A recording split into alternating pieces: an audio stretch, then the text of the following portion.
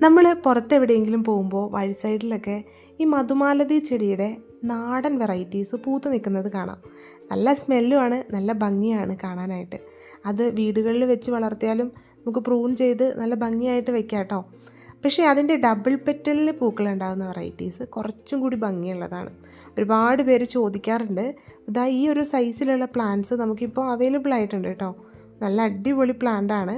Maximum നമ്മൾ ഈ ആഴ്ചയൊക്കെ ഫ്ലവേഴ്സുള്ള plants ആയിരുന്നു അയച്ചിട്ടുണ്ടായിരുന്നത്. അപ്പോൾ ഇനിയും ഫ്ലവറുള്ള അല്ലെങ്കിൽ ബഡ്സുള്ള പ്ലാന്റ്സ് ഉണ്ടെങ്കിൽ അങ്ങനെ തന്നെയാണ് അയക്കുന്നത്.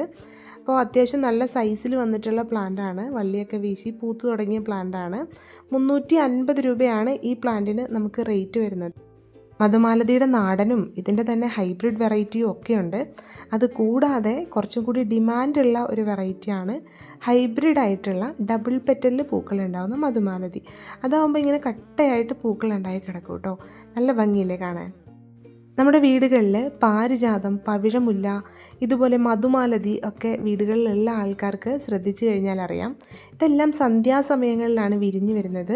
സന്ധ്യാസമയങ്ങളിൽ വിരിയുന്ന പൂക്കൾക്ക് നല്ല സ്മെല്ലും ആയിരിക്കും. അതുപോലെ തന്നെയാണ് മധുമാലതി, നമ്മുടെ പാരിജാതം, പവിഴമുല്ലയൊക്കെ നല്ല സ്മെല്ലുള്ള പൂക്കളാണ്. എല്ലാം സന്ധ്യയ്ക്ക് വിരിയുന്ന പൂക്കളാണ് കേട്ടോ.